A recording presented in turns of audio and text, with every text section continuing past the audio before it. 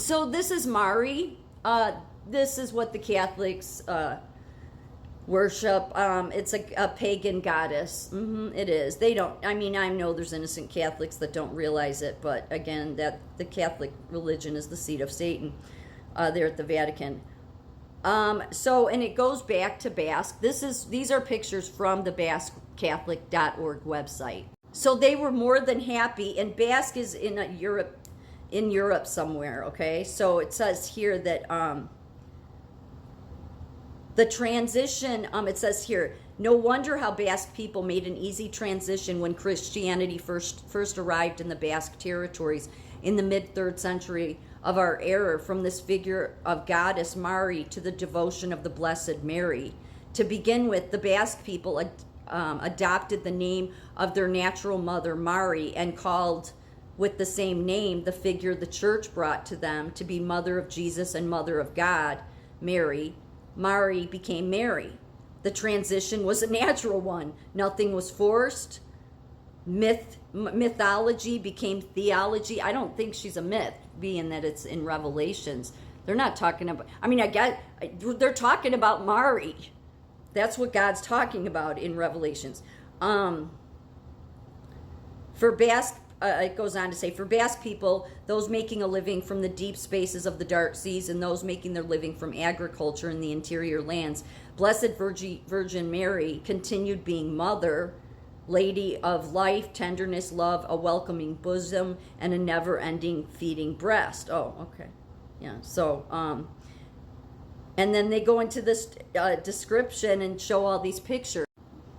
Yeah, and it's not, I mean, so many different, so like, yeah, what to say. I don't even know what to say. Just, they even have on this website, and again, this is the website that says BasqueCatholic.org. Pagan goddess Mari. This is from their website. See, there's her and Sugaar. She takes on a lot of form because she's been around since the beginning. She's been around before a whole bunch of other Greek and goddesses and all that. Yeah, because, you know, she's everything. She lives on the moon. That's the reason why God, the vision John saw that Jesus gave him was that a woman comes down on the moon wrapped in the sun. Yeah, and she's wrapped in flames. And the dragon comes down with her, and you're made to think, oh, he wants to devour her baby. Oh, that's the Blessed Mary. So we could put a crown on Mother Mary all over the world. It's crazy, this place.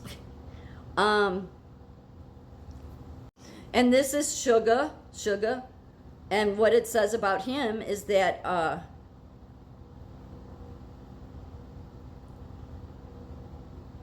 just had it. Unlike his female consort, Mari, there are very few remaining legends about Sugaar. The basic purpose of his existence is to periodically join Mari in the mountains to generate the storms. And then there's some myth about how he seduces a Scottish princess. And he is he's a dragon and serpent and appears as a young man. Yeah, it says in everything he's a serpent. So when you go to Revelation 12, realize that it has nothing to do with Jesus and Mary. I'm not saying when it talks about the lamb, obviously that's different. But how did nobody discern any of this? Because somebody just kept screaming at me like, no, this is not. Because the Catholics love to use this. No, Revelation 12, it's my Blessed Mother. No, you don't get to just pick and choose. I mean, but this is why people were calling them out. Mari is associated with the moon in Basque. She is depicted with the full moon behind her head or encircling her, and lunar symbolism is a recurring element in her iconography. The moon is considered her planet, and some traditions even describe her as a lunar goddess, emphasizing her influence over nature cycles and feminine power. Okay? Goddess. Then she goes on to be the harlot, and makes the whole world a harlot.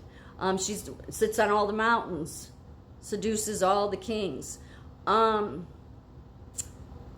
It often says here, though Mari is often portrayed as a force of nature, there are stories in which she interacts with humans. She is known to keep humans captive, often the result of a curse made in a fit of anger from the captive's own parents.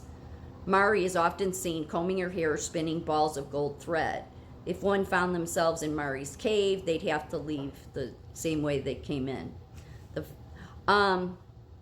Mari is unusual as a powerful supernatural being. If we take the gods of Greece or Scandinavia as an example, they often meddle in human affairs, often trying to impose their will on humans that surround them. Mari doesn't. No, she does, and yeah. But it's just a different way. She doesn't have a distinct will or plan. She just is. She causes storms, good weather by her mere presence, but she isn't directing those events. They happen simply because she is. This, then it goes on to say, Mari sustains herself by taking that which is denied. That which is denied. That's why Eve never should have taken the apple. I mean, it was Sugaar that was trying to, seduce Eve. Sugaar, come on, take you captive. Anyway, whenever anyone denies having something, she takes the part that was denied. That is, if I have 10 apples, but I only tell you I have 6, Mari will take the other 4. She thus sustains herself with denial and with affirmation. In pre-Christian religion of the Basque, there wasn't a strict hierarchy of beings, no Zeus, Odin, who ruled over the rest of the gods. There were many wild spirits, such as, it goes on a list of them, and then it says, and there were more powerful beings, including Sugaar and the vague sky god Ortiz. But Mari tends to preside over all of them. Mari presides over all of them. The Lady of Amboto is the Basque conceptualization of Mother Earth, and as such, she is the most revered figure in Basque mythology and folklore. Mari and Sugaar periodically unite, often said to be on Fridays, to produce fertility and storms. She's considered balances evil with good. Yeah, I mean, that's what they say about her.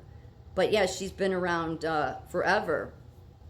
So just wondering, like you theologians, you experts, whether it's the Orthodox Church, because everything I've looked up, there's either people, there is churches that say, no, this isn't about Mother Mary, but then they say that this is some woman coming down and the 12 stars represent the tribes of Israel. No, they don't.